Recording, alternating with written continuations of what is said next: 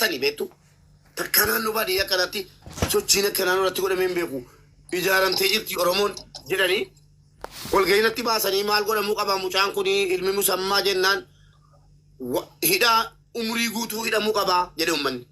nutti fidina shiftaa kana akka barattoonni keenya nagaan hin baranne ijoollee keenya ficcisiisuu jedhanii jechuudha yeroo sana gaan jedhama beektu isiniyyuu yeroo sana namni absiidhaaf waa dubbata ijoollee keenya ficcisiisuu fi takka biyya keenya keessatti waan takka laallee hin beeku jedhanii yeroo acaacanii ummanni guutuu natti murteessu rabbi natti murteessine namba yaada garuu ummanni galateeffata na kabaje ummanni eda qabsooniin yeroo sana godhe eda onnumaa fi jechuureef bare jechuudha si galee akka sanatti gaa biyyarraa ba'ee mana hidhaa jimmaati dhoksamee halkan fuudhamee gara matammaa deemee magaalaa tokko maallaqa walitti naa buusanii matammaa timaatiin maallaqa naa erganii matammaarraa Suudaan seene yeroon Suudaan seenu ani Kadir Martuu sanumaam duran beeka Hacaaluu Hundeessaa Kadir Martuu Jaamboo Jootee ijoollee lafaa dhufaa kana wal beennaa Finfinneetti waliinis dabarsineera rabbii konna arga jechuudha warri achee dhadha lubbuun dhibusi warri kaan Kadir Martuu jarri Jaamboo Jootee artistoonni hedduun Fayyisaa Furii maal lafa jiru waan ta'eef biyya namaatti carraa wal argachuu argineerra Fayyisaa fi Kadirii fi Hacaaluus yeroo konsortii qopheessan deebinee wal argineerra amma maaltu maal ta'e amma gara Kadiritti deemuu faniqa akkasa dararamne biyyaa baane ijoollee Suudaan seentu parsantiin 90 warra mube dhiifama wajjin ummanni yeroo takka hundi sheer godhanii jechuudha sagalee atimtuna ati qaamaan achi gartee waan irra raawwatan beeyta waan taateef itti himta ummee takkitti sheer godhaa jiimme sheer haa waraabbatanii wallahi billahi wanni kun waan gartee laafaati miti ani waa'ee Kadir Martuu akka namni kun tumsiise hin dubbanne maaliifan hin dubbanne beektu mee sheer godhaasin sheer godhaa waraabbadhaa lafa gaadhaa seenaadha maal godhe namichi kun akkas Kadir Martuutiin dhufe Kadir Martuu yeroo dhufu agalatooman ijoolleen Oromoo waa tokko wanti nu ngoonii fi hin jirresi aga ta'e lubbuu isaatii hin beekne waan ta'eef Suudaanii isa dura seenne waan ta'eefi Kadiriin barbaadadhee argadhee ofitti fuudhee torbee tokko dhokseen ture deemeetan imbaasii ooluu jammare tokkoffaan imbaasiidha walitti dhufeenya hin qabu nan sodaadhaan imbaasii akkasitti biyyaa bee gatiin beekuuf ijoollee ani itti meesi ijoollee qabsaa'ota jajjabaadha ijoollee sikkoo mandooti sinii fiduu danda'a tokko tokkoon ammoo wal arganneerra gannaadhaanis ijoollee baaleetii gannaan wal arganneerra ijoollee hedduu wal arganneerra waan ta'eef tokko tokkoon ajjala jiraachuu danda'u sinii fiduu danda'a waamee jechuudha amma ijoollee wajjin jiraannaa ijoolleen qabsoodhaan biyyaa baate warra biyya keessatti ajaa'iba hojjetee biyyaa ba'e jalaa wal arganne anis egaa akkatti biyyaa ba'e walitti himnee as teenyee sirra sochii gochuu dandeenyu hin jiru jennee yeroo sana addi bilisummaa Oromoos kaartumiin keessanii jira nu jajjabeessaa ture nus jajjabeessaa turre dhugaa dubbachuun firooman guutu yeroo sana jechuudha amma maaltu maal ta'e amma maal jedha kaleessa gadi ba'ee shaneetu oy viidiyoo isin dhaggeeffachiisa gidduudhaan dhaggeeffadha waan inni viidiyoo silaan dubbachuun barbaadu waan viidiyoo inni kaleessa dubbate wayii duwitii godheen irratti dubbadhee ture ijoolleen kaartum jirtanu ijoollee kan biraa ragaatti maal jedhe shanee Kadir Martuu seera Suudaan cabsee Suudaan galee jedhe shanee wajjin maal ta'e jedhe shanee san bulchinii shaneen ati jettu Kadir Martuuti wallaahi al'aadiin eegicha godhani ani abbaa fedhen sodaadhu'an dhugaa dubbadheen du'an addi bilisummaa Oromoo biyya kaartum keessatti hedduu galatoomaa maqaa keessan waamuun barbaadu dhugaa lubbuu keenya seef gootaniittu badaa imbaasiidhaan kokkee wal qabdanii addi bilisummaa Oromoo biyya kaartum turtan dhugaa isin warra sabaaf jecha biyyaa ba'e galatoomaa yeroo sana jechuudha maal godhanii waa hedduu nu gargaaraa turanii walgahii dhaqanii imbaasii keessa ooluun wajjin informationii gaafa nu dhaquu hin dandeenye jalatu dhaqaa informationii jiru guruppii irratti nutti himu imbaasii wajjin addi bilisummaa Oromoo abaawoon imbaasii waliin kokkee wal qabee ture yeroo wayyaanee sana eessatti Suudaan keessatti amma waan inni wal fakkeessee maqaa Kadir balleessaa nu dhaggeeffadhaa namichi kun. kabajamtoota keenya warri miidiyaa kanarratti yeroo baay'ee hojii godhatanii achirra olii gad deemtan Kadir martuu lubbuu isaatiin jira amma rabbi isaa fayyisu. Hoggaa 15 haddaa 16 haddaa nu bira dhufee waldaa misooma Oromiyaa nu wajjin dhaabatee muuziqaa konsertii isaa geggeessaa Abdul Jabbar Kadir nu geggeessee embaasii keessatti taphataa ture.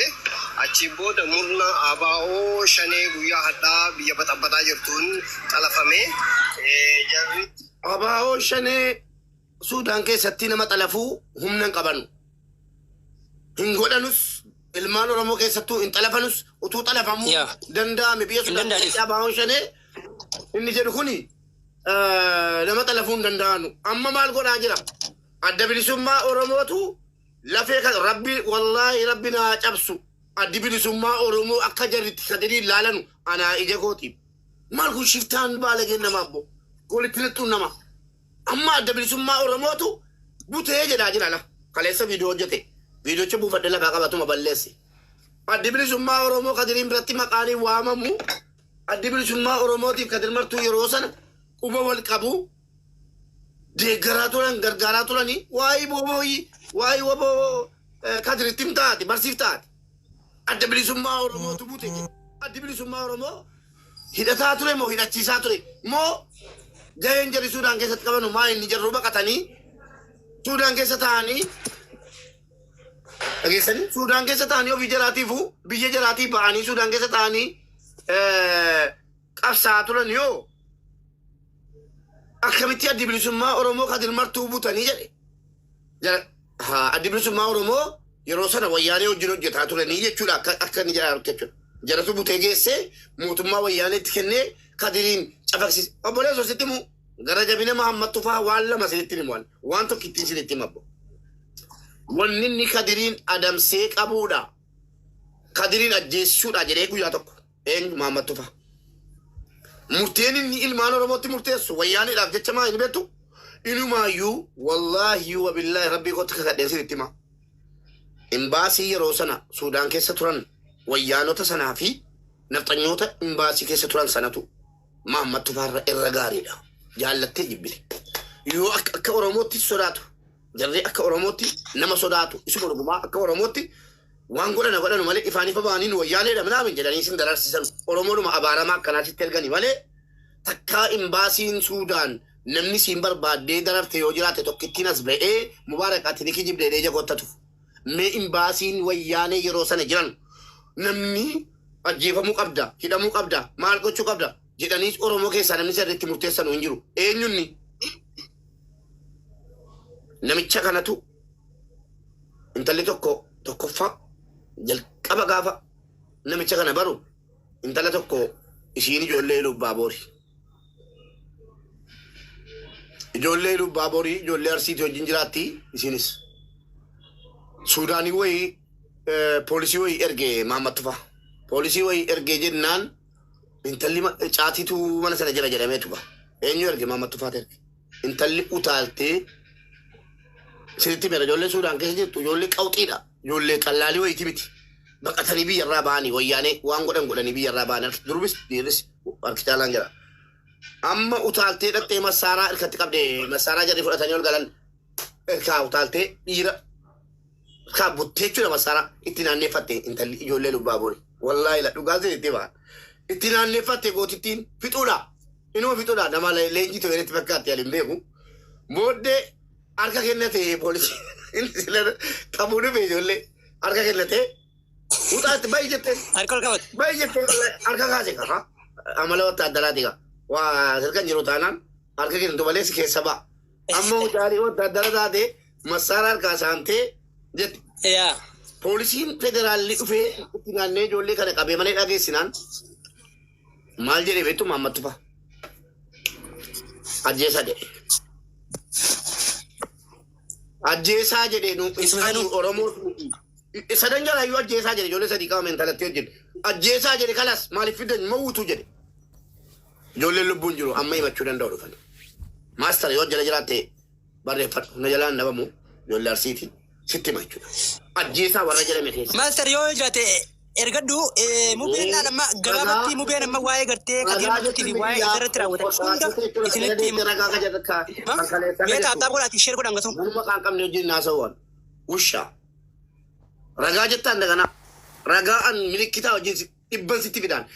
anumtuu ragaadha kadir martuu an caalaa maaliif waa'ee kadir martuu dhoksite waa'ee kadir martuu maayii dhoksite kan jette irratti oromoo dhaggeeffadha wanni kadir martuu ta'e guutuun saana biratti sanaan si gaafachuudhaaf jaallattan amantan amanuu baattan wanni kadir ijoollee biyya arabaa keessaallee mubaarak sodaachisee ragaa nutti godha jettanii ijoollee biyya arabaa ani akkamittan sodaachisa eenyu nama sodaata isin istiraatejii keessan soba keessan bakkaan ga'uudhaaf maal gootu hin sodaachise ijoollee soda maal an miskiinni tokko shugguxiin qabu uleen qabu maal godhee nama sodaachisan ni jedhu ummata oromootii fi haa ta'u Muhammad Tufaa gaafa qabamee guyyaa meeqa mana keessa dhoksee dhaggeeffadha an kadir dubartii taanaan hin dhoksine imbaasii gatiin dhaqee ooluuf eenyu jecha kadirii jechan imbaasii iyyaafadhee dhaqeera guyyaa tokko imbaasii irraa waa ajoomeen beeku maaliif Tigraayitti erguuf turan waan ta'eef jimmarraa qaxxitaa yeroon biyyaa ba'u warra jiranis quba wal qabu jedhee gatiin shakkuuf namni yeroo biyyaa baqatu Sudaan dhaqaa jedhanii gatii yaadanuuf mootummaan Umar al-Bashirii fi Mallas waliigaltee waan ta'aniif waliif kennu nama yoo namni Sudaan keessaa baqatee waa balleessee Itoophiyaa dhaqe mootummaan Itoophiyaa Sudaanitti dabarsee kennee ajjeesisa. Mootummaan Sudaanis yoo ijoolleen biyya irraa mootummaa mormitee biyyaa baate Sudaan keessa jiraannaan mootummaan Sudaan kokkeessi qabee matammaatti geessee si kenna mootummaa Itoophiyaatti. Sini galeera waliin hojjetu jechuudha jedhee walii galteedha. Mormitoonni jala keessa jiraachuu hin danda'u. Kanaaf mataa koo gadi qabadheetu hin jiraadhu. Dhimma kadir martuuti kadir na bira jiraata waan ta'eef imbaasii keessatti waan kadiraa saamaaraa jennaan dhanne dhaqee Muhammad Tufaa afaan isaatiin du'atti labsee kadiritti. Geggeessuu qabna jechuun afaan maaliiti? Kadiriin geggeessuu qabna jedhee Muhammad Tufaa bakka walgayiitti kadir geggeeffamuu qaba. Gidduu kana geggeessina inshaallah jedhe. Akkuma jedhe achumaan hangalee kadir geggeessuu qabna jedhe. Geggeessaan immoo geggeessaa waa biraatii miti. Du'a si ajjeesuufi utuu ijji koo arguu immoo duukeen barbaadu jedheen mana kilaasii tokko itti qollofe eenyutti kadir martuutti lubbuun jira jechuudha. Kilaasii tokko itti qollofeen du'uu keerra manni sitti cufamee teessee gurnaa himachuu wayya jedhee manatti cufee jimaan hangalchaafi nyaata isaanan kennaafi erga jettee jedhee taa'aa dhaqee torbee tokko obboleessoodhaan jedhe hin nyaadhu jedhe hin dhugu waa tokko hin barba bishaan hin dhugu jedhe an kanan biyyaa ba'e uummata kootiif jedhe yoon du'e rakkoo maalii qaba jedhe har'aa kaasee kadir martuu namni ajjeesee siinaan jedhe na sodaachise abbaate hin nyaadhu hin dhugu asumattan du'a jedhe jennaanan obboleesso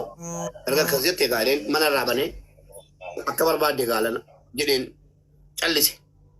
bornan deemaa jira jedhe eessa jennaan bakka ta'een deemaa jira nan jedhe bakka deemtu natti himi kadir waliin deemna biyya isin beektu ansi geessuun qaba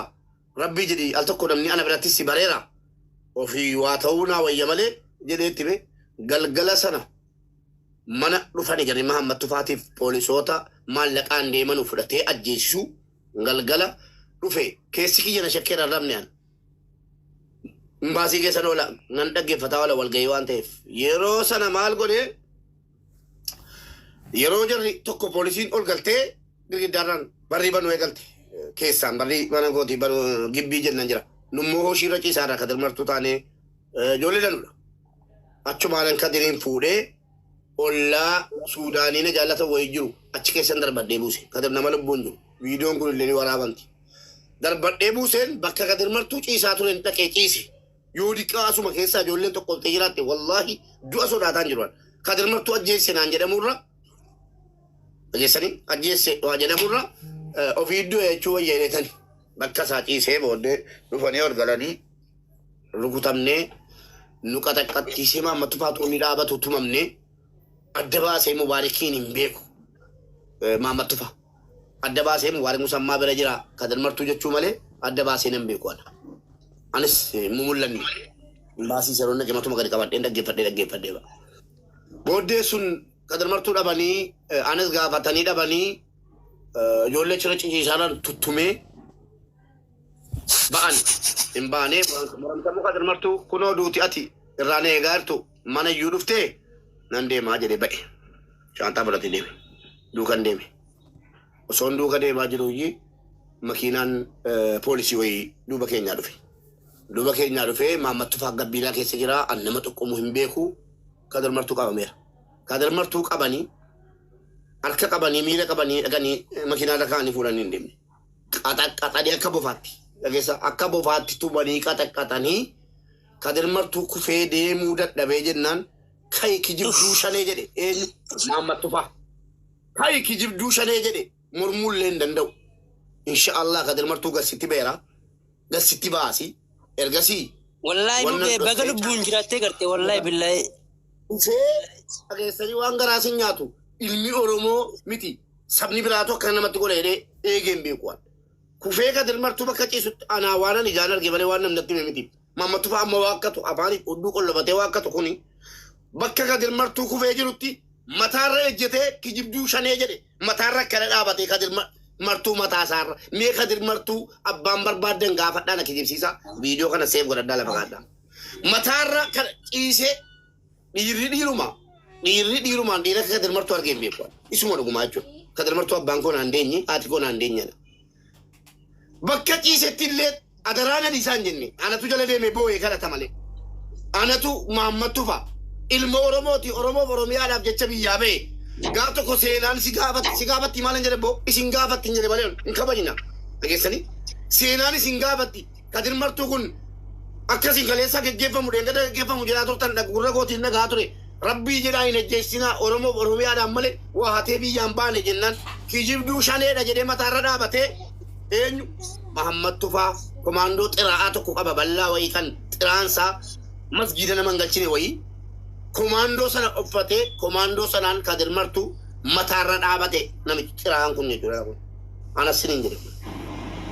mataa kadir irra kana ejjetee kijibduu shaneedha jedhe ka'ii jedhe kadiriin kadir dhadhahamee qaxaqqatamee ciisaa jiru jechuudha sana booda kadir ka'uu dadhabe dhiisii rabbii jedhiitiin jedhe najjeessiniiti harka ormaatiin najjeessiniiti yoo barbaadan gara Itoophiyaatti ergaa hidhaa murtee hidhaa guutu yoo kadir martuu du'e malee jiraachuun nanneessu ati hin baasii jennaan anas qaxaqqatanii na fuudhanii mana hidhaa nageessan isa immoo kadir martuu ol ka'i jedhanii poolisoonni ol kaafnaan mucaan qaxaqqatamee waan laaffatee jiruuf bakka laamshee kadir qaxaqqatamee jira dadhabe ol ka'i jennaan ka'uu dadhabnaan lafarra harkifamee geeffatu maammattufaa dhaabatu jechuudha bashanna masgaba wayii baata kilaaseerii biyya keenyaatti wal kassan sana fakkaata sana baata ol baasanii makiinaan darbatanii paatroolii gubaa sanaan ciisee kadir akka buufan bira taa'ee an kana asna dhahanii achina dhahanii jedhee dubbachuun danda'u gurra koo nan yaadadha gurri koo nan nageessu yeroo waggaa dheeraan himataa ture amma nan himadha sana booddee eessa dhaqe hidhaa dhaqe mana hidhaa soobaa geeffamne qaxxita mana hidhaa soobaa geeffamne achumaan namicha wayii jira kan anaan wal beennu hangaa biyya sanaati bira hojjetaa ture ijoollee isa bira hojjettullee geesseeraa fi bilbiladhee akkas akkasii hidhaa soobaa nu geessaa jiru jennaan ooleen bulle alhamdulillah galee galgala dhufee na baasisee kadir martuu baasuu hin dandeenye kadir martuu warra jedhaati nama tokko qophaa an kadir martuu iyyuu maqaasaa kadir martuu si malee maqaasaa nan beeku gaafa san maqaasaa sirriitti amma kaakayyuutti natti mee gasiimaa hojjechiifne gasiimaa kadiriin baasuudha jechuudha. Gasiimaa jabaadhaati manuma hidhaa soobaatu inni jiru utuu itti murteessanii gara biraatti hin dabarsin akkasii warra mootummaa Itoophiyaa bira gallaanii ajjeesanii naamin jedhee namichatti boonyaan kalas akkasitti gasiimaa qopheessaa feennan gasiimaa qopheessineefi anatu qopheessiise gasiimaa kijibaa anatu qopheessiiseefi amma akka mataa yaadadhaan footoo godhamna bira jira dara tokko finnee gasiimaa hojjechiifne intalli waraqaa jireenyaa biyya sanaa qabdi waraqaa UN qabdi dhaggeeffadha waraqaa UN qabdi akka UN baasu gochuudhaaf kan poolisichi nu gargaaruuf nama waraqaa UN qabu biyyattiin gachinaa kan jedhe akkuma biyyan gallee bakka hidhaa Suudaan keessatti odoo isa du'u malee jenneeti waraqaa gasiimaa isaatii fi kan intala tokko walitti rukuchiisnee fi ana tarka kootii rukuchiisee kadar martuusi malee abaluu jaarsaaf jaartii akka ta'an jabaattee abbaa manaa kootii jalaa qaban jettee UN Suudaan mootummaa Suudaan irra jirti aga ta'een fayyaddi galchitee yoom intinaa dharre inni kana dhagaanu achirraa soobarraa baasanii mana hidhaa bishaan irraa tokko maal koobar maal jettan geessanii mana hidhaa kan biraatti galchan mana hidhaa soobaattis waan qaxaqqatamuu hin qaxaqqatamne lafeen Kadir Martuu kan isin cabde harka Mahammad Tufaar cabsiise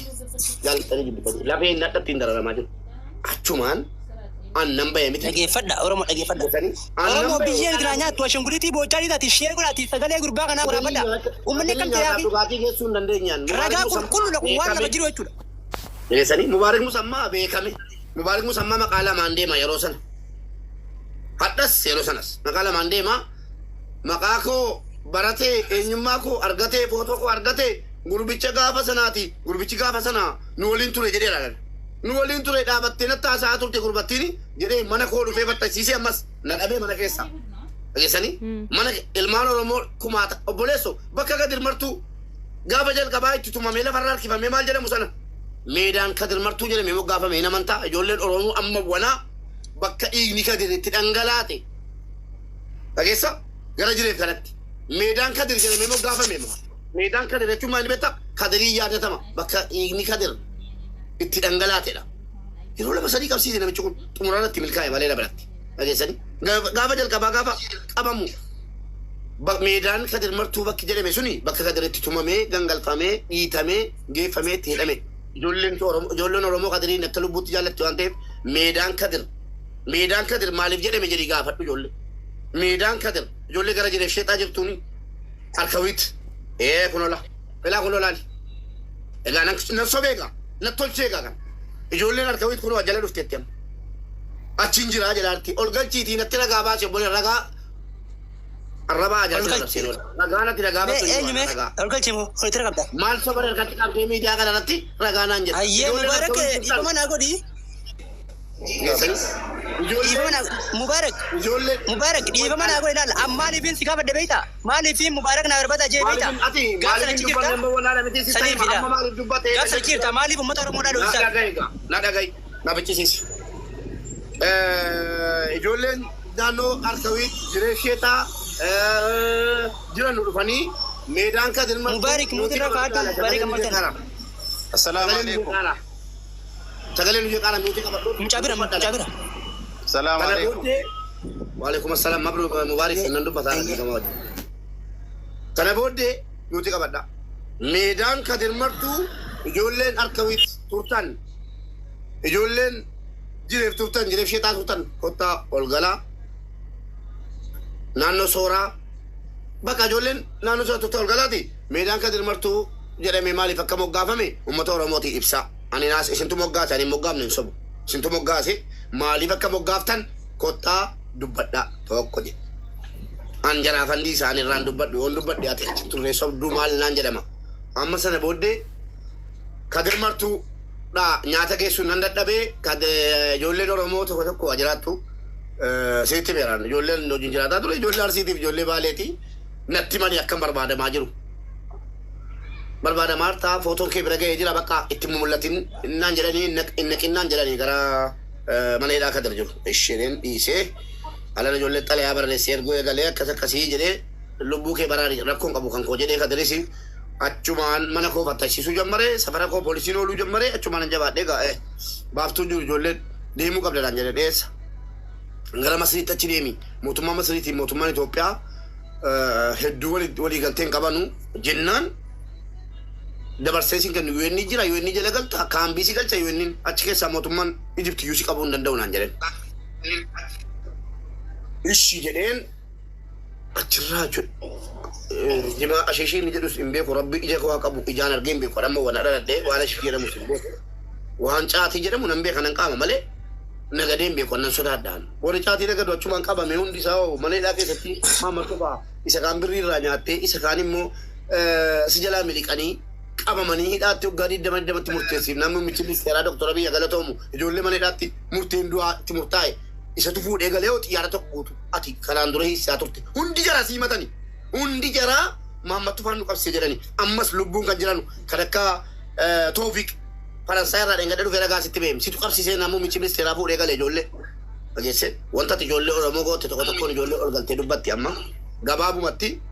Ana cuma nanggara masri dhufe dhaggeeffadha. Baqadhee jechuudha. Maammattuu fa'aa baqadhee.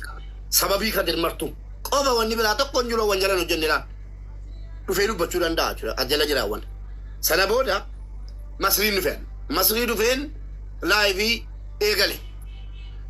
Laayivii eegalee waa himaa ammattuu fa'aa kana eegallaan Kadir Martuu obboleessi koo waan ati maaliif amma waan ati hin dubbanne utuu du'ee badeesi. Utuu du'ee badeesi Kadir Martuu du'ee badeera. Akka hin dubbatatu. Dubbatinii namni naan jedhee dhaggeeffadha. Hin dubbatinii akka hin dubbanne akka ijoolleen Oromoo lama maqaa Kadir Martuutiin wal nyaattu hin barbaadu hin dubbatinii naan jedhee jennaananii waadaa isaa eegee taa'aa ture. Kan eenyu kan Kadir Martuu. Gaddumayyuu yeroo dubbadhu ijoolleen maaliif sobduu naan jedhan beektaa? Hunda dubbachuun hin dandeenye akkanatti. Kadir Martuu amma sagalee isaa wayii. Gadda dubbattuu sobduu si turani. Hunda hin dubbanne kakatti fa baase maaliif? Kadir Martuun dubbatiin gatii naan jedheen gara xaaxee na taata'u gaafa xaaxee kee hin dubbadhe leen callisi guyyaa akkanaan eeggadhe. Achumaan Kadir Martuu waa'ee kootii irraa naasee naan jedhee achumaan naasee dhiisee abbaan naan jedhee ijoollee Oromoo akka walitti bu'an ijoollee Oromootiif hin qabsaa'e ijoollee Oromoo walitti bu'uu jalaan barbaadu maal jedhee waa danuu galitii irratti meefan calluma jedhee namichi kana keessa bookkise akka waan Kadir isa sodaatee se'ee sanni isaa azzanee calluma jedhee Kadir Martuu lubbuun jira fidaa jedhe barri sun darbeera Kadir Martuu ija kee irratti tufuu danda'am barri sun hin darbe dhageesse ilmaan isaa ijoolleen Oromoo qabamteedhaan namni ajjeefamuu qabdi murteen itti murtaa'uu qaba maal godhamuu qabdi jedhee murteessu Mahammad Tufaati wanni Mahammad Tufaa ijoollee Oromoo godhe bineensi bosonaayyuu akka sanan taane namni ijoollee Oromoo adamsee ijoollee Mahammad Tufaa biyyarraa yeroo baqattee baate namni Suudaan keessatti maqaa Abaa'oo Shanee jedhu kunoo akkuma amma jedhaa laala maal jedhe la ofitti ragaabee. Kadir Martuu lubbuu isaatiin jira amma rabbi isaa fayyisu. Hoggaa 15 haddaa 16 haddaa nu bira dhufee waldaa misooma Oromiyaa nu wajjin dhaabatee muuziqaa konsertii isaa geggeessaa Abdul Jabbaar Kadir nu geggeessee Abaa'oo Shanee guyyaa haddaa jarriif itti fakkeessitee alaabaa fi waan adda addaa fudhatee. Isa kanarratti deebiinan sii qabu. Viidiyoon kun inuma naa ta'e baga